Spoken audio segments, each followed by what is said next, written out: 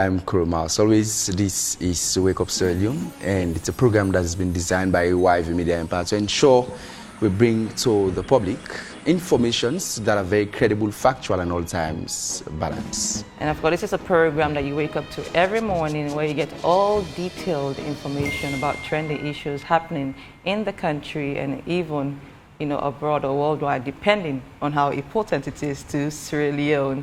As always, we actually want you to make sure that you participate in our comment section. If you have any questions or comments that you may want to make, kindly do not hesitate to be part of the program. We appreciate your participation in this program.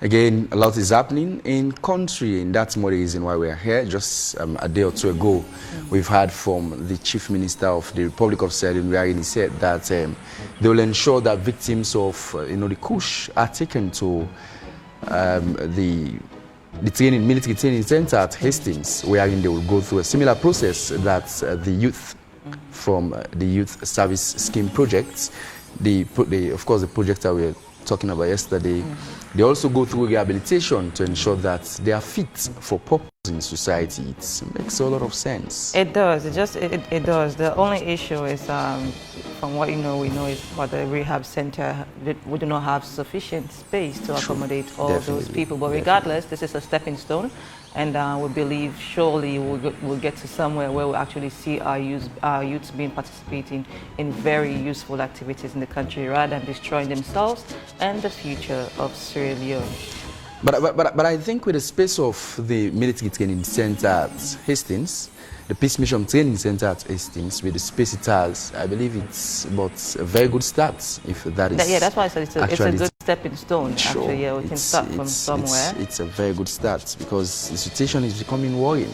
The other day, a lady was telling me that I think the lady should be very careful at this moment because a number of the productive youth who will have taken responsibility as productive men in society, they've now in a way or the other gone mad. Absolutely. And so the amount of sober-minded guys in society are very minimal. And so they should be it's a worrying situation for them. It is. Probably the government should try to look into trying to see how it can have medications or something to detox the system first before even taking them to training center, because you can tell that whenever they have an intake of this particular drug, they become so weak they can't even do anything. Like the whole system just shut down. It consumes their whole being. So the aim should be trying to detox the system, which is part of the whole rehab center, and try to keep them busy. But of course, making them abstain from taking the drugs will also help. But it's not going to be an easy task. I think that's why it's called a psychoactive substance. Yes. But it will interest you to know that actually the psychiatric home in Sierra Leone at Kisi, trust me, they have the required medication to ensure the system of those who are indulged in the habit of taking this harmful psychoactive substance, it is well detoxed from their system. Absolutely. Most times I tell people it's a decision that you'll have to make individually. Individually, you take upon yourself, make that decision, and then you'll be able to abstain from it, because it's not drugs that they need to tell you to stop. It's hard to abstain from taking, because trust me, it has to do with yourself. True, but then you're saying that because you're sober-minded right now. But it has to do with There's you. not drugs intake. It's all about addiction, and you know how addiction can be. It's hard to abstain from addiction, but like you said, you have to have the right mindset, the right people around you to motivate you to actually abstain from such. Because immediately, if you're used to taking it, you don't take it. Because I remember interviewing some of these addicts. They would tell you that, oh, if I don't take it, my body will start to itch. I'll feel disturbed, I'll feel torment, the urge. Yeah, and it's all boils everything. around addiction. Exactly. So, regardless, it's a stepping stone moving forward. For the fact that they will be taken away from their usual place where they have easy access to these drugs, that's a good stepping stone. Because then if you don't take it 1 or 2 weeks, then trust me, your body will actually revamp to its old and natural self. Yeah, sure. And I believe one of the most topical issues in present day Sierra Leone is the proposed fees that should be paid by transport users. I mean, of course, vehicle users, keke and other forms of transportation. Like I said, it's always one thing after the other in Sierra Leone. from the Waka-Fine buses, and now it's the toll gates and the proposed prices. Yeah. We've had a lot of hue and cry from the public. Exactly. And we've seen solid defenses from the Minister of Works and Public Assets in terms of how they arrive at the prices, which are yet to be verified by Parliament, because whatsoever proposal that is made, and it has to do with the public good or whatsoever, it needs to be tabled in Parliament. Parliament will have to either amend or kick that document out of the House. Thankfully, yesterday, the Speaker of Parliament, Dr. Cherino Abbas Bundu, says that they will ensure that the 6th Parliament is sober-minded as compared to the 5th Parliament. It's a good news. We're looking forward to it. Sometimes my issue with some of these things is the timeliness of things. The economic is so fragile. Things are so difficult in the country. So the raise of prices, it sometimes creates a chaos and a disaster. Sure. I always tell people, it's not a bad thing for an increment, true, because of regardless they have their own individual expenses, running costs and things like that. But then don't forget about the timeliness of these things. Some people will say, oh, there's no such thing as timing. Every time is the right time. But no. The economy is so fragile. People are finding it very difficult to even, feed for themselves and daily bread, and then, and then they come see an increment. Because mind you, the moment there is an increment in toll gates and so on and so forth, it will affect every other sector. Every other thing, commodities and everything is going to increase. But yet the salary still remain the same. Those are all issues. Like anyhow, it is well. As I always say, it is well. But we really hope, that Parliament looks into it and try to reason with citizens to understand their needs and their reasoning. Because, like I said, the economic is so fragile and the timeliness of it is really not perfect. Yesterday, I had a close perusal of the document itself, and what came out very clear is that even the section the minister is quoting that has to do with the changes in the inflation rate or whatsoever, there is also a catch that he has refused to ensure it's been brought to the public, and that has to do with the traffic. The cost, the trigger for an increment depends on the traffic. I mean, the free flow of vehicular movement across the area. And it will tell you since 2017 to date, vehicles are actually using that route. It has even quadrupled. The number of vehicles that were in town has actually quadrupled. Which tells you, and it tells you, I'm not an economist, but commonsensically, and someone who understands how to read legal documents and interpret it, it tells you that I think there was no need for an increment at this particular moment. I fully agree. Like I said, the timeliness is so wrong. People are struggling, and the economic is so fragile. Inflation is so high, so another increment might only cause more inflation rate and things like that. But nevertheless, we're just hoping and wait and see what the final outcome. Yeah, it's more like a wait and see thing. Yes. We're waiting for March 1. March 1, clap 1. This is clap more than one. Anyhow, so of course, this morning we shall be discussing to continue the violence attacked meted by some sports officials, fans and supporters, and female match officials in the ongoing Sierra Leone Female Premier League, among other issues. We're expecting to have in the studio Mohammed Benson Bao, Acting Secretary General, SLFA, and Eric Fumba, who is a Public Relations Officer, National Sports Authority.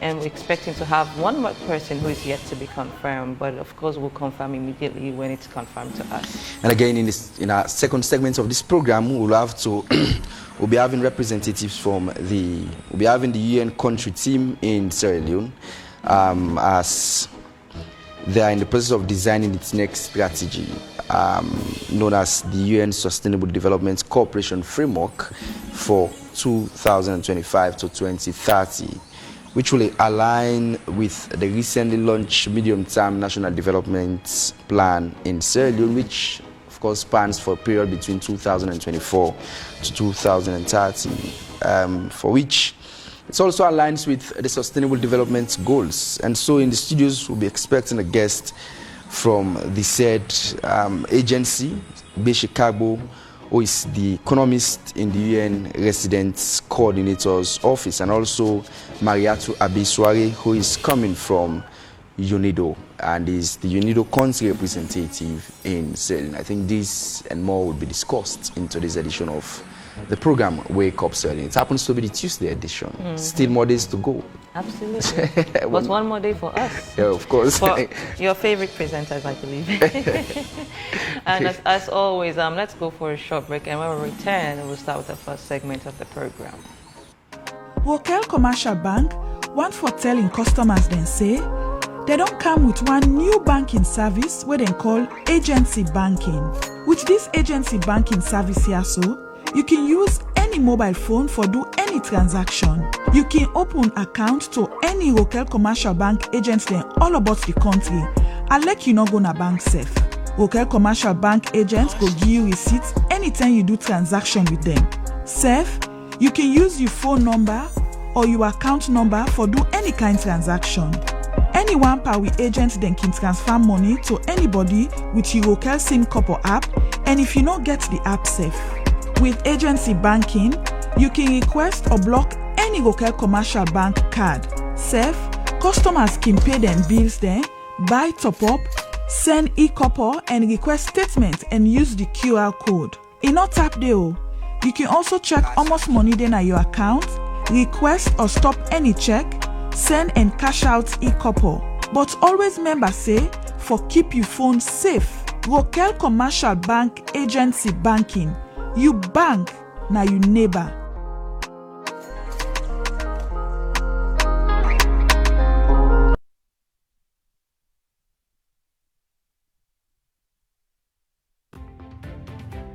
AYV International, a truly global media outlet. Our media platforms can be found across the world, including Africa, America, Asia, Europe, Caribbean, the Pacific, and more. Our media services include broadcasting, media production of documentaries, movies, and a wide range of audiovisual services, advertising and public relations, sporting and events coverage, photography, and a reliable media equipment rental unit, as well as media training. Contact us at our International AYV Media Centre, 18 Soho Square, London, United Kingdom, W1D 3QH. Telephone us on 074 967 456 33. Or you can send us an email to ayv.international@ayvnews.com or ayv.international@gmail.com.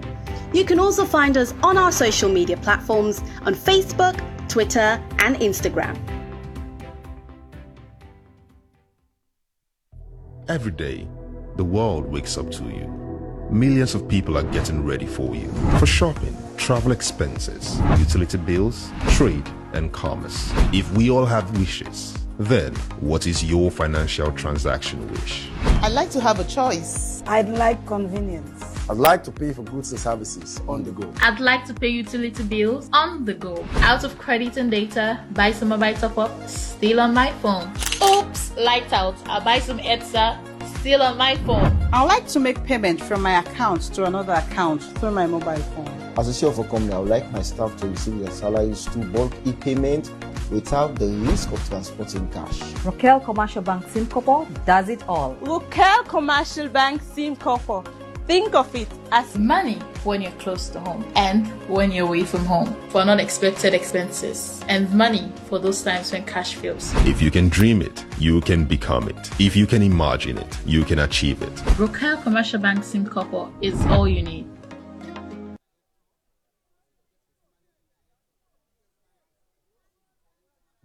From dawn to dusk, and from dusk to dawn, 24 hours a day, 7 days a week, 365 days all year round. This dedicated team is here working industriously to bring you the facts, The analysis, the interviews, the news, the views from the ordinary people. We set the agenda. We bring you seamless broadcast. we cover the happenings. We give you the angles on the screen. we cover the events. We tell the story.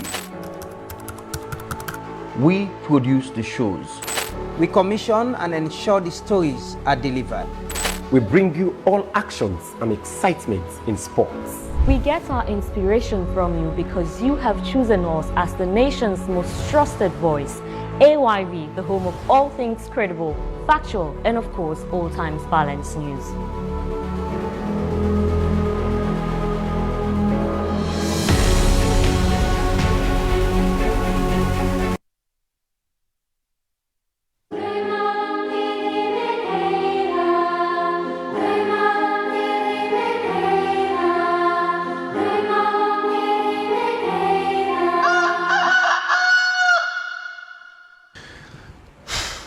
Alright, welcome back. You're still watching Wake Up Selling on AYV Television, channel 33 on our DSTV, channel 399, our Facebook page AYV News, and similarly on Radio 101.7 FM. Samuel Ibrahim Koroma is my name. And now into our first segment of this morning's Tuesday edition. We've just been joined in the studios by officials from the sporting world, from the Ministry of, from the Sierra Leone Association, from the Sierra Leone Football Association, in the person of Mohamed Benson Bao, who is the acting Secretary General. It's a pleasure having you, Benson. Same here.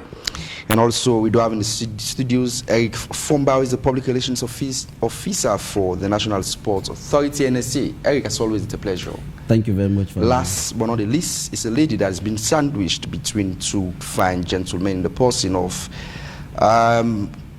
Angela Gabidon, and she's the secretary for the Women's Premier League Board. Angela, you're welcome. Thank you very much. I sense protection of the ladies in the studio. In the middle, Sonia has been sandwiched by myself and Benson, and from that end, Angela has also been sandwiched, which tells you that, of course, the women should be protected. We are the mother of all nations, so we should be highly protected in every form and way. And this morning, they are here to talk on the recent spate on violence that has been meted on sports officials, particularly so the women in the country. Nonetheless, let me start off with you, Angela. You're welcome once again. How disheartening are you at this particular moment, taking into cognizance the array of issues that women in the sporting world are faced with? Extremely disheartening. You know, we started this league last season with little or no violence. But I guess because of the media attention we've gained over these 2 years, it has become more tense and more competitive. But definitely not for the team officials or any other person to attack the refs, and definitely not women. What's the position of the Women's Football League at this particular moment in terms of what's ongoing? Yesterday we released a press release clearly stating our position. We do not in any way encourage any violence, especially on women. And the board, the Premier League, is definitely to empower women and girls, not for them to be violated or attacked. So, of course, one will say this is not something, especially in football activities, whether it's the male or that of the female. Usually, whenever one team loses, some sort of violence just outbreak from nowhere, whether from supporters or even that of the opposition team. So what were the laws? Were there any laws put in place before, starting the game to ensure the safety of women in football? Yes, there are. We even How effective are they? They are effective. Okay. Yes, we even gave copies to the teams. Mm-hmm. They have hard copies of them, of the rules and regulations. Okay. Yeah. So, of course, like you mentioned, there are hard copies and all. Implementation is always an issue in the country. We do have beautiful laws, policies, and so on and so forth. But how effective? Because Mango just said it's not buff case. Just define that's buff case as usual. A lot of things ends up as buff case. So what is it that you're going to do, you and the rest of your team, stakeholders, going to do to ensure that this doesn't be a buff case? No, like the last one, it happened last weekend at the Angola field. It's not to be buff case. Yes, well, there is an independent committee, which is the Emergency Disciplinary Committee, comprises of 2 lawyers and a board member. Okay. So definitely this is not going to be a buff case because they're going to address the issue and then release a decision by the end of the week. Okay, now let me usher in Eric Fomba. It is deliberate to take Benson Bao as the last bites for this first start of the segment. Eric, the issue in Cambia is coming up just after what we saw at Angola Field between FC Calon and that of Magwema Queens. Coming from NSA, is NSA concerned? as to the spate of violence on women in football? Thank you very much. I know how you like to, but you already know the answer. It's in the affirmative. It's not only the NSA. I'm here representing the government of Sierra Leone. So the government is concerned, considering the fact that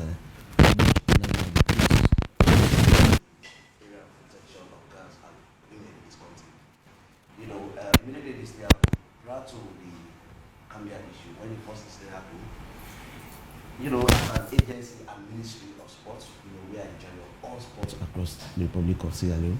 We have done our own part, as always. We have what to call internal decisions we take, internal,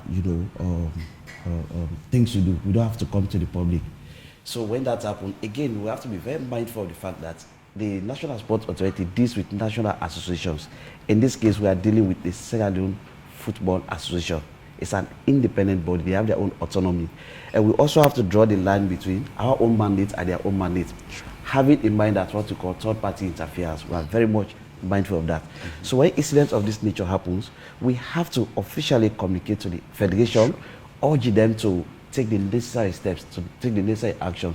And I will tell you, immediately the first incident happened, the Executive Director of the National Sports Authority, Dr. Kenneth Bremer, wrote an official letter to the FA. The FA acknowledged that letter, and the directives that were given to them, so far they've started complying, they have started going with them. And so we are on the verge of completing that process, and then we saw another violence that occurred.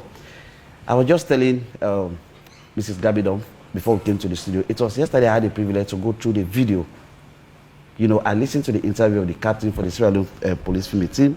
I also listened to, I look at everything. What really amazes me, all of those, you saw an official not even have any remorse of the action, rather threatening remarks, you are still coming up, quote and unquote. You wait, we will beat it till we kill you. That is completely unacceptable. We condemn that in no certain term. We condemn it in its totality. It does not have any place in sport in this country. Mark you, female sport is a new phenomenon, so to speak, in Sierra Leone. We are still at an amateur level. We've not even taken one step ahead. Before this time, it was extremely difficult for parents, husbands to relieve their children, their wives, to go out there to play football. Under this current dispensation, supported by the government of Sierra Leone, we are in huge amounts of resources have just been, it's been invested into the sport. I was just asking the NSA, haven't received their budget for sponsorship, how far the account department, how far that have gone. It has gone far. So if government is putting huge amount of resources, it is our responsibility as a ministry to ensure that we protect these girls, to protect, they are human beings, they are our mothers, they are our sisters, they are our wives. How do I feel if that was my sister? How do I feel if that was my wife? And in this case, they are Sierra Leoneans, they are my sisters. So we take greater exception to that. Violence in sports does not have any place. So we condemn it in its entirety. We don't condone that. And moving forward, we're also taking steps.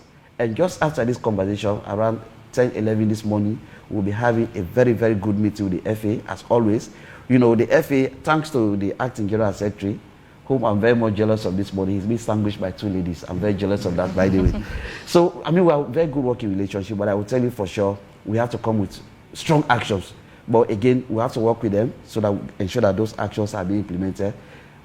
And I will say this, if it was going to be a farm, maybe somebody will going to understand a little bit. But attacking football official, match official, who was just executing her responsibility from a team official, that is unacceptable to the worst. Okay, then Benson, help the public get a speed as to what's actually happened in both situations. Both are similar situations. Okay. There were direct assaults on the referees. In Angola, it's no longer alleged because findings have been done. Perpetrators in Angola were led by 3 officials of FC Calon, which is really what is the worrisome situation, because what have happened over the years and in recent past, in particular when it comes to fan violence, it has mainly been, loose supporters, trying to take the laws into their hands, and you see club officials coming across to stop them, because they know if it aggravates to a different situation, they are the teams that the teams will suffer most. Definitely. But in these two instances, starting with Angola, club officials of FC Calon led the process. But like I said, serious measures have been taken against them. So it was the same situation in Cambia, alleged, because these have not been investigated yet. One of the officials of the police team assaulted the center referee, which by no means is something that we're going to take lightly. This is principally because the new normal that is about to, that we see coming, if you like, is that the officials themselves now, are leading this violence against referees, and this is not something we're going to take lightly. Having said this, I want to remark here that we know for sure that the two league boards, the male board and that of the female board, but particularly the female board, have been very much remarkable in terms of turnaround when it comes to decision making, which is very much important. Because at the end of the day, fan violence or football violence is not just unique to our society. It's something that is all over the place. Very recently, in an FA Cup match between Wolverhampton and West Brom, the match stopped for about 37 minutes, where players had to go to the stand to save their families, if you like. Again, a little under 2 months ago in Turkey, the whole CEO of a club punched the referee that went into coma. I'm highlighting these issues to show that these are not unique to Sierra Leone. But what is most important is the actions and sanctions you bring on those persons after such incidents. Because at the end of the day, that is what we serve as a deterrent, for others to happen. But somebody sitting outside, I would say, deterrent, about a week apart and in Cambia. So it means after the decision of the league board came out, the emergency committee of the league board came out in about 72 hours after the incident, you had football authorities, who were saying, no, the sanction is too harsh on the club, on the officials, and what have you. What was the sanction? The three officials who were identified were each banned from football for 6 months. And the club, FC Calon, have been sanctioned to play behind closed doors for the rest of the season. Remember, we are still playing the first rounds of the season, so they still have a second round to go. So all of the home matches that they will play in the remaining home matches they will play in the season will be played behind closed doors without no fandom. But people said, no, the sanctions were harsh.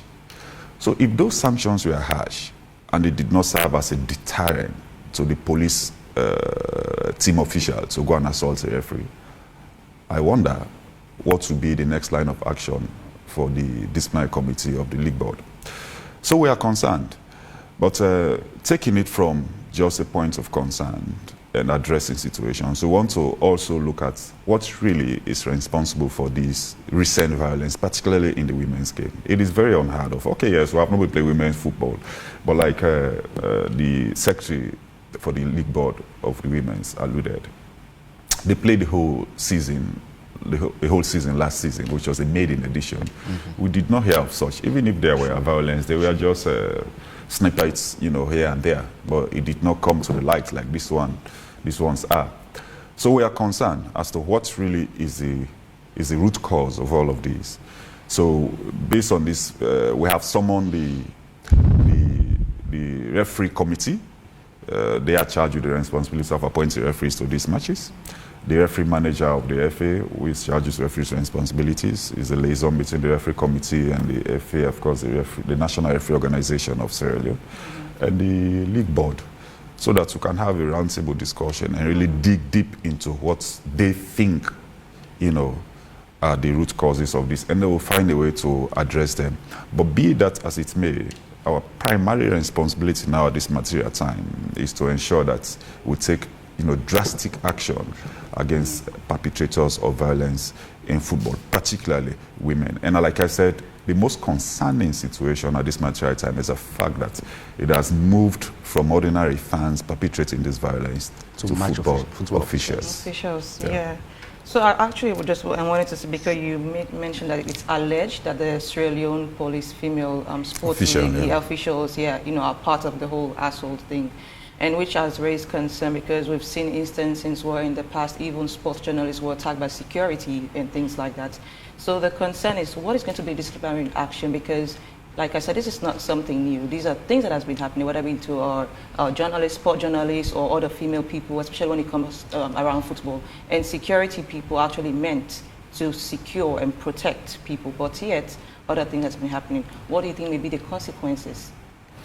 I don't want to preempt the consequences, but I strongly believe, like I said earlier, that the disciplinary committee of the Female League Board have come out to be very strong, and I'm sure they'll keep going strong in circumstances like this. So I expect them to come out with a very tough sanction, against the perpetrators if found guilty. Do you think it's going to hold effective? Like I said, these are things that have been happening and always end up as both case. So do you think this situation is going to be an example to create a change? The reality is, for those that have been saying, an above case, an above case, they can be forgiven because we are not living in space. We live in Sierra Leone. We know a number of, happenings that have gone unpunished, so they can be forgiven. But what we want them to hold us in trust of is that for this particular season, all of the incidents that have happened, the clubs have been punished, the individuals have been punished, referees have been punished. Yeah? When the incidents happen in Angola, if there's a social space we call SPW, I call it a court of public opinion for sports. They will try you, they judge you, but the punishment will not come to pass. It's a WhatsApp group. So everybody was there, including past ministers. They were saying, above case, not in a commodity. But 72 hours down the line, when the sanction came out, they came back and said, the sanction is harsh. But earlier you said above case, and now you are saying the sanction is harsh. So we'll continue to ensure that, that which needs to be done is done, to ensure that we gain the trust of the people of this country, because we work in trust of them. So I trust the league board to ensure that, the disciplinary committee, come out with the right action, that we serve as a much more tougher deterrent compared to what's happened to is it going to be instances where these people, if found guilty, will be dismissed completely, or just, probably find something, probably find punishment, and then they continue to serve in the particular organization or institution? Well, again, football and civil law are not the same. So we deal with the football aspect of it. Football, we don't go to police, we don't go to court. Nor do we expect, I cannot say we don't allow, we don't expect our members to go to court, nor police, with football cases. Because the way we understand our situations, the way we interpret our laws cannot be appreciated by the civil law or the ordinary court. So to answer your question, we would investigate the football way and bring football sanction on those persons. Beyond that, if the person who, this alleged assailant, for example, is how do I call him, a police officer, the police have a responsibility to deal with that. So we cannot deal with it because for sure, he or she, or they are not employees of the Sierra Leone Football Association. They are employees of the police football team. In the instance of FC Calon, which is why, again, I want to commend them, the club as a whole and the club management. After the sanction being placed on the club and their officials, they came out again and relieved those officials of their duty. I mean, for the longest time I've been around football conscious enough, this is the first time I saw that happen. An action being brought against a club and sanction being levied on them, and they went on to also relieve the club officials. I've never witnessed that in Sierra Leone. So which means it's a good start. So it is, FC Calon have set the pace, if you like. If the police team is found guilty of this action, they can follow suit like the FC Calon did and go on to relieve the officials of their duty. But we don't have the capacity to do so. Bao, we'll have wished to have a snippet on the screen as to the situation, the incidences that occurred from various locations, but as a result of the utterances in those videos, it will not be nice for public consumption.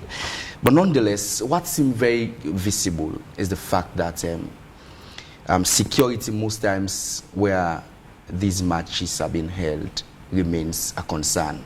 I watched the video of the Angola incidents. What came out very clear is the fact that if it were not for the police officer that had to ensure he escorted the lady out of the field, it will have been a problem. How concerned is that one for the ongoing matches, the football, the female ongoing matches across the country? I start off with you, Madam Gabidon.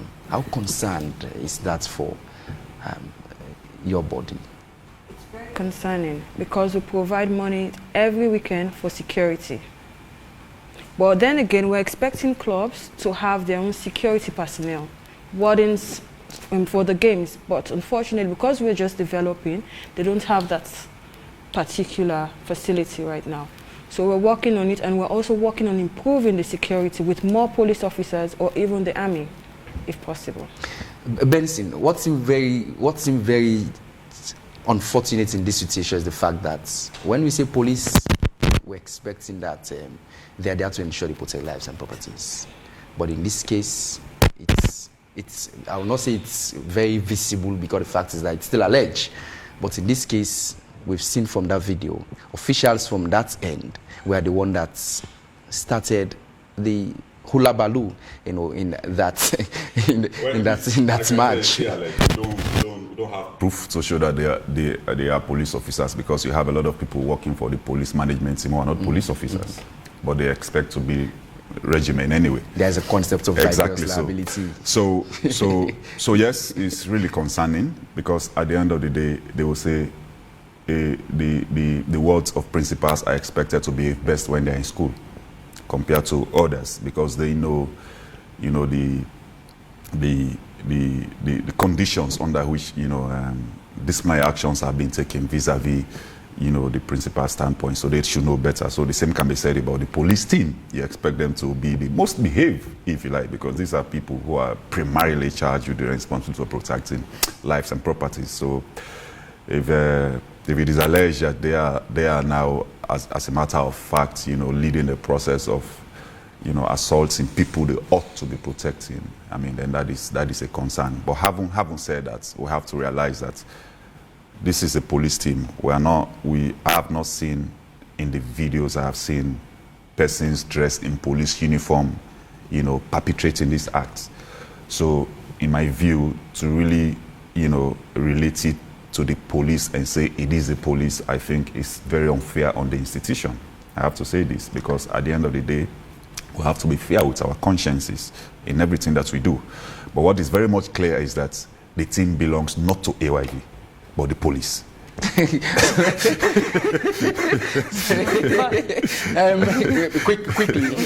Quickly, Eric, I noticed you were at some point in time, from the looks in your face, it tells me you were not happy with what's ongoing in the sporting world. But again, when it comes to the police, I saw at some point in time you're smiling.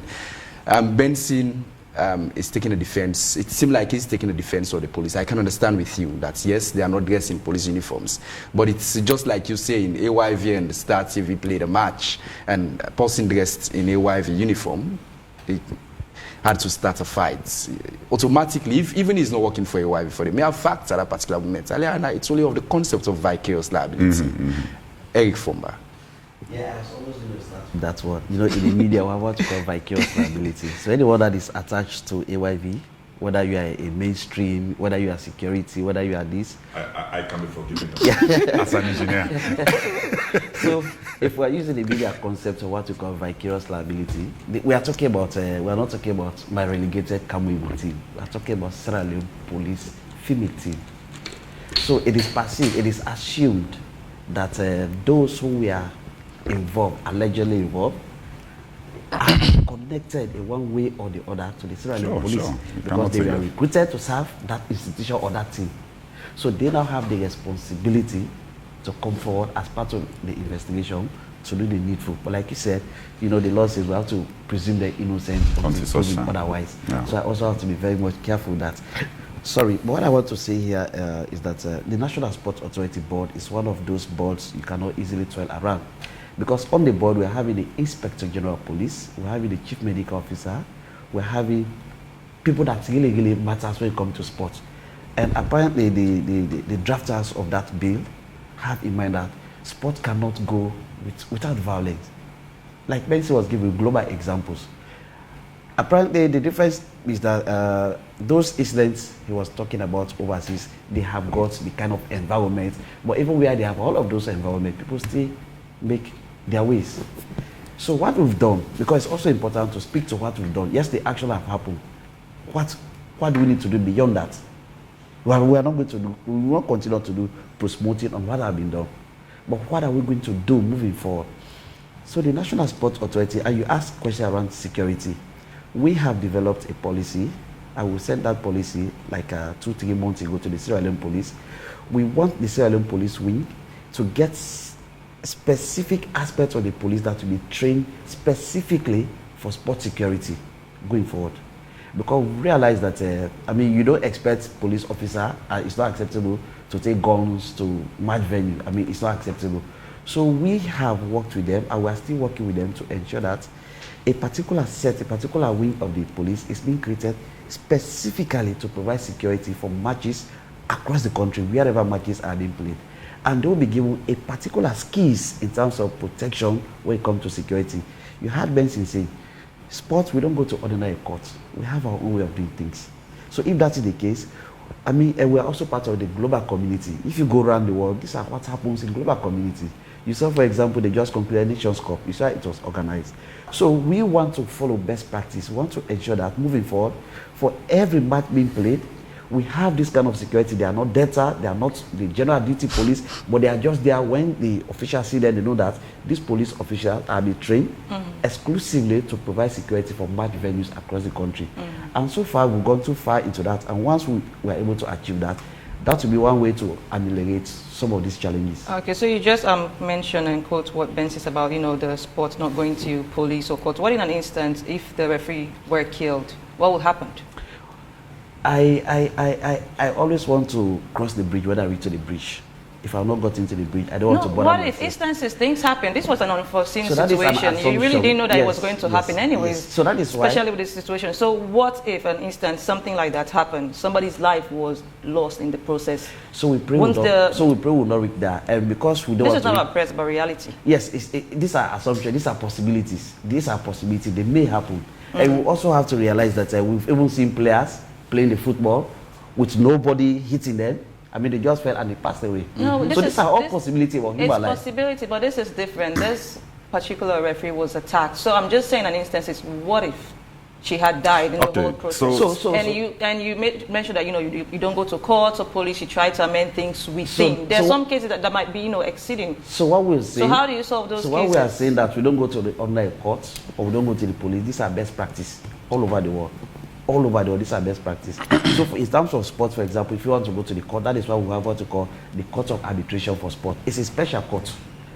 It's a special court. And that special court has also got their own jurisdiction over things they have to do. But in our own situation, like I said, we are not wishing, I don't want to go to that level where somebody will die because of violent attacks. Yeah, so but there's always a saying, you should always expect the unexpected, prepare for the unexpected. Things may happen. Like you said, there are even instances of some footballers just playing, then just fall and die. What if it was a situation, probably she's sick or something, and then she was hit and then died, God forbid. And on the investigation committee, is there any provision made for that? So that is why, even at that, it will still be assumed to be alleged until investigated and come up to the report. And for every investigation, they must come with recommendations. So once recommendation is followed, and then we'll take it from that point. Okay, Mr. Benson, you want to come? Okay, so in football, when we say we don't go to court, by the way, there are two sets of persons in football.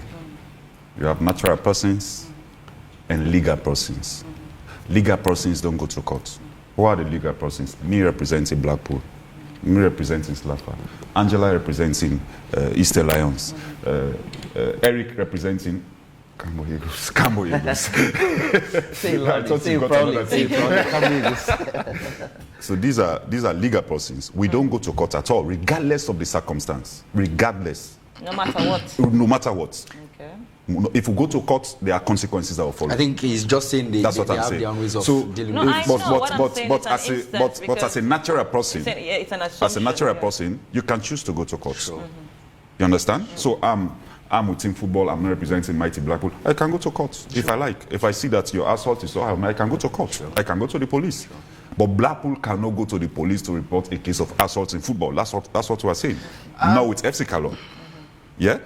But natural persons within the football space can do so.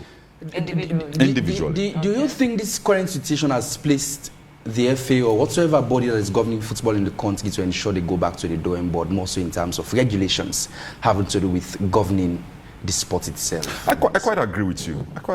And the answer is an emphatic yes. You know, football regulations will always be reviewed and will always evolve. And I'll give you an instance before I answer your question. In football, before, if Sierra Leone is to play at home and we have a stadium in Kailan, and we tell CAF and FIFA that our match against Nigeria we played in Kailan, bingo, no condition attached. We'll go to Kailan and play. But this is what Sierra Leone will do. If we were to play in Kailan, and the shortest route to Kaila is through Maisiaka, My 91, Bob, Kenema, Pendembu, and then Kailan town, yeah? Where the court barrier is, yeah? But in the old days, we will not use that route. We'll go through Songo, Rotufunk, Baoya, Moyamba, Rutai, Mokanji, if you like, Matrujong, you cross the Jong River, you go to Bumpeti, Konko, and then Bo, you go to Gundama again, you go to Jembe, you go to Ken. So by the time the team arrives in Kailan, they are done. Legs are gone. Sure. So you just beat them anyhow. And now FIFA said, okay, if this is a circumstance, this will no longer happen. If you want to play at home, away from your capital, and the distance is more than 200 kilometers, you have to fly the team. If you don't have an airport or airfield to drop the players, play where you have the nearest airport. So, you see, it's evolved. So, yes, we'll keep reviewing the laws. As a matter of fact, I have constantly engaged the two league boards that they should come up with suggestions, and even as the leagues go so along, they should be able to bring out issues that they think are impediment that we can legislate on. So at the end of the day, it will not come again around to haunt us. These are processes that will continue to pursue. And luckily for us, the regulations governing the leagues, they don't need to go to Congress, because Congress is very difficult to convene, if you like, and very expensive to convey.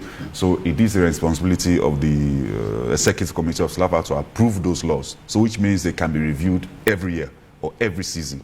So we are strongly looking at that and see how we can be able to make the laws much more tougher, you know, with stricter penalties, if you like, to ensure that we're able to free the space of violence and free from fear. Refresher trainings for, say, match officials, particularly so female match officials, is one that seems very clear at this moment, because it's very clear that the sport is at its embryonic stage and much needs to be done. Eric and Angela, how will that be addressed? Benson will also talk on that one. Eric, refresher training for, say, match officials, the female. You know, capacity building all over the world and for every institution is good. If you're working for AYV, you should not become complacent that, oh, I'm the best presenter. You need further capacity building. So it's not an exception to sports.